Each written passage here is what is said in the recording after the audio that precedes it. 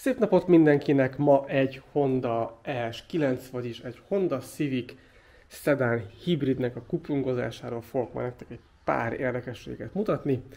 Ahogy lehet látni, már egy picit elkezdtem kibontani a motortér részét, de először is menjünk hátra, mert nézzük meg az ott lévő érdekességet.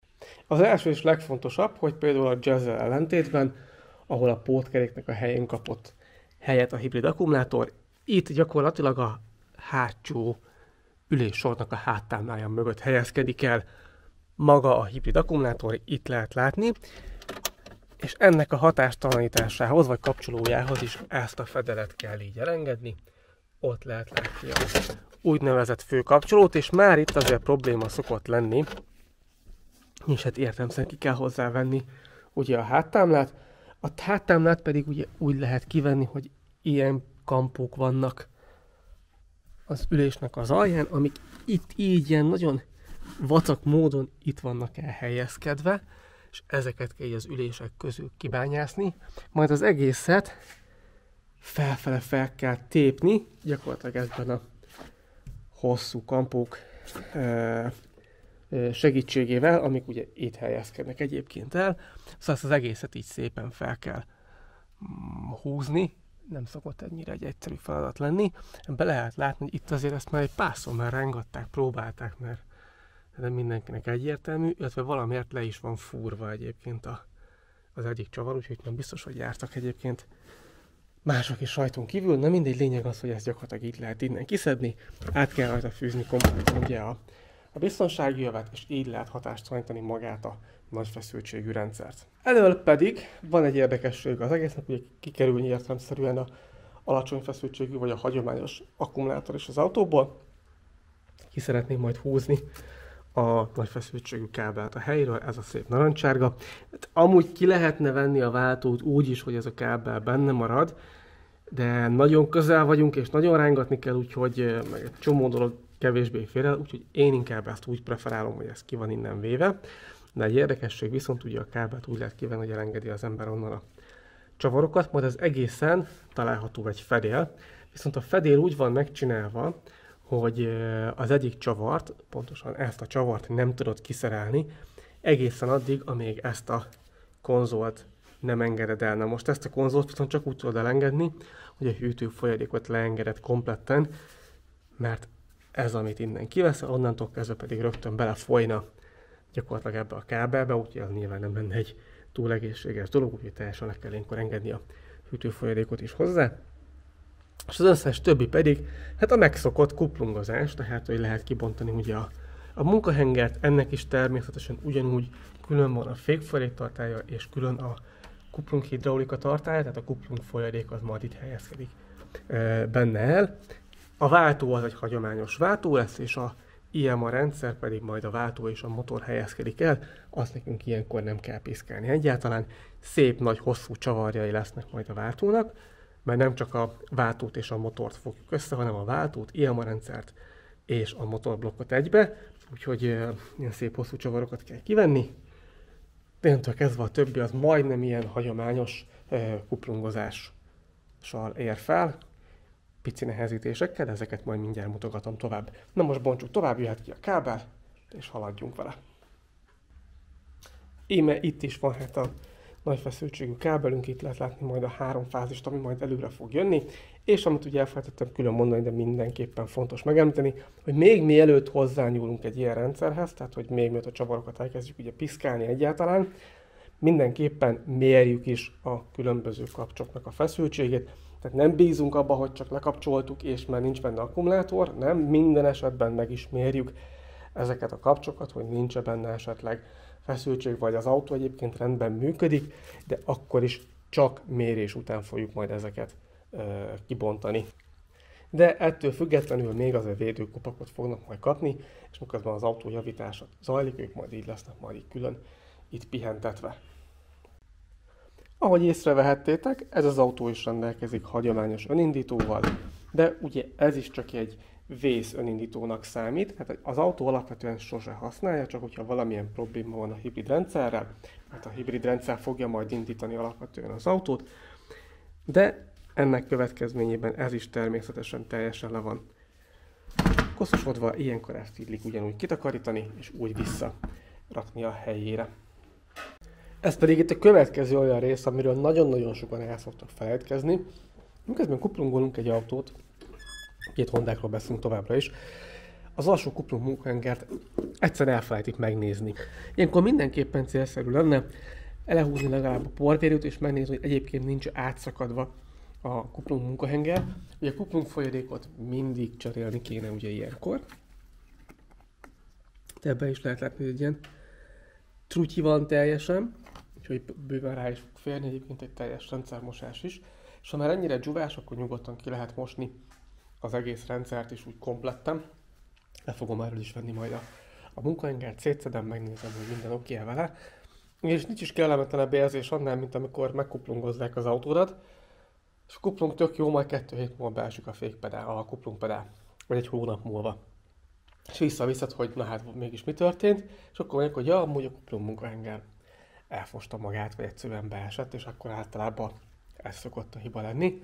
Ugye egyébként hozzátartozna az is ilyenkor, hogy a kuplung munkahengert így ilyenkor ki kéne venni, elős majd le fogom szerelni, és meg kéne azt is vizsgálni. Csak hát ezt ugye sokan nem szokták ugye belevenni sem az árajánlatba, sem pedig sehol máshova, aztán pedig van, mikor megszívja az ember. És kikerült az autó alól a futóműkeret, hát sajnos nem pont úgy, ahogy szeretnénk, vagy ahogy kéne, ugyanis a stabilizátor, amit itt lehet látni, ez a kipufogó fölött helyezkedik el, és az alvász keret alatt van rögzítve.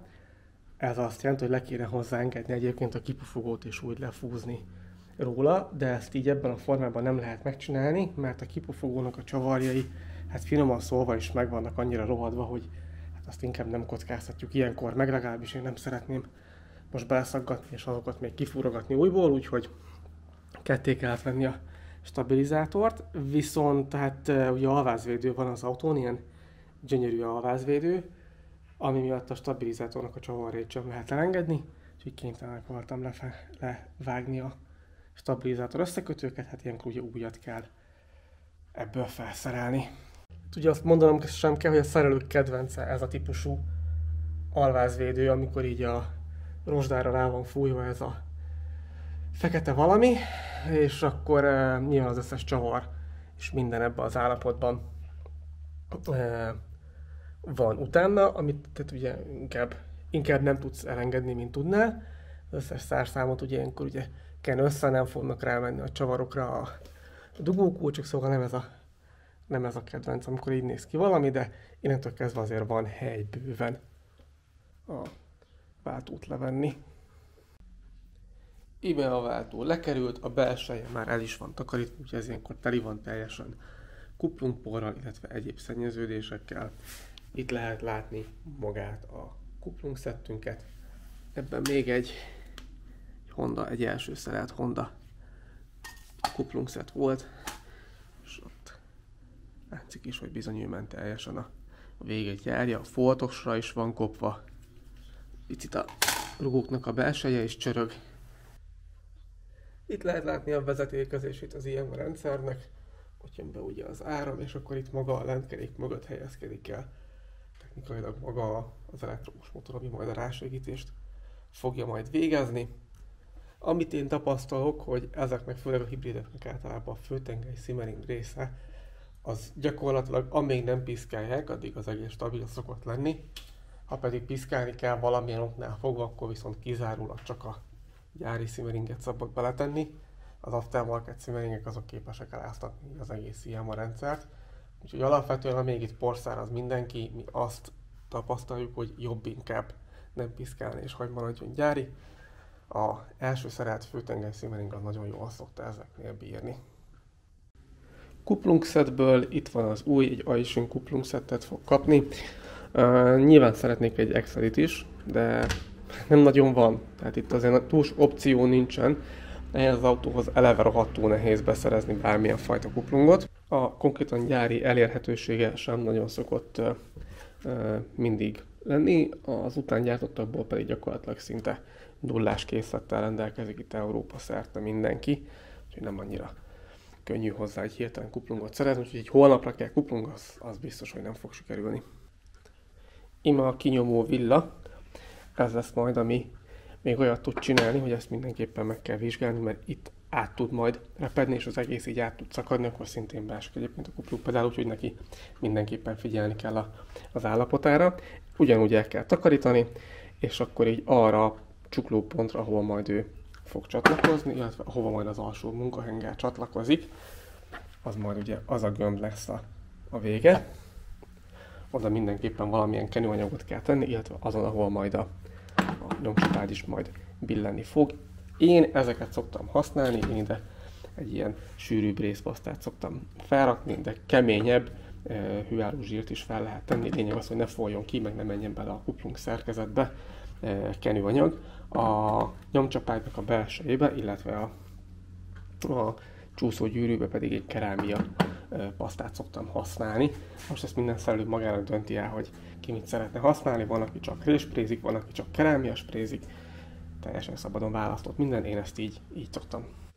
És amit ilyenkor szintén nagyon erősen ajánlott megnézni, az többek között ugye a féltengelynek a balanszgyűrűje, vagy rohasztógyűrűnek szokták sokan ismerni. Ez alatt fog majd a féltengely elvékonyodni, és később eltörni. Éppen ezért ilyenkor ezt mindenképpen el szoktam húzni, megnézni, hogy alatta mi újság a féltengelyen. Ez is már elkezdett egy kicsit alárohadni, de szerencsére még csak felületi rozsdára nem volt elvékonyodva a féltengely. Ezért ilyenkor csak elhúzom a balanszgyűrűt, visszacsiszolom gyakorlatilag a teljes rozsdát róla, és újra kap egy korróziókezelést és egy festést, illetve természetesen a féltengely vége is ilyenkor teljesen fel van csiszolva, hogy könnyebben jöjjön ki és menjen be, meg mellette itt szokott a féltengely felrohadni itt az ABS gyűrű mellett, ami később majd ABS hibát dob, ezt ilyenkor szintén leveszi róla az ember a rozsdát, és utána pedig így visszakezeli, és akkor tartósan jobb lesz, úgyhogy így fog majd visszamenni a féltengely. Ezt kuplungozás során mindenképpen meg szoktam csinálni, hogy a féltengelyek is ellenőrizve vannak. Visszakerült a váltó és a futómű a helyére, úgyhogy következhet a kuplung hidraulikának is a pici felújítása. Ugye ilyen trutyi van benne, ezt lehet látni, hogy így néz ki, ezt nyilván nem hagyom benne. És akkor a rendszer átmosása mellett az alsó munkahengerből ezt a trutyit, amit már fékföldéknek nem neveznénk, ezt ugye kimossuk, és akkor így lesz majd a teljes rendszer átmosva, az egész csövet így, és igyekszek majd ilyenkor amennyire csak lehet kimosni. Na, a fékfolyadék cseréje és a rendszer mosása után már egészen másképp fest így a dolog. Szóval rakva minden, a felső részen ahhoz, hogy technikailag be lehessen ülni, és meg lehet rajta nézni a működést, azt ilyenkor pászol meg lehet nyomkodni a kuplungot rögtön, látogatni, hogy egyébként minden jó érzetem, még mielőtt teljesen összerakásra kerül az egész. Így, pedáljelzet kitűnő.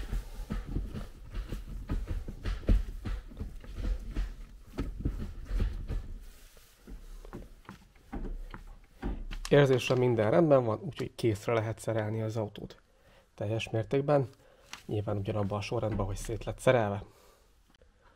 És ahogy az elején beszéltük, természetesen az önindító is megkapta a maga kis tisztogatását, ellenőrzését, és akkor így stabilan mehet vissza ez is.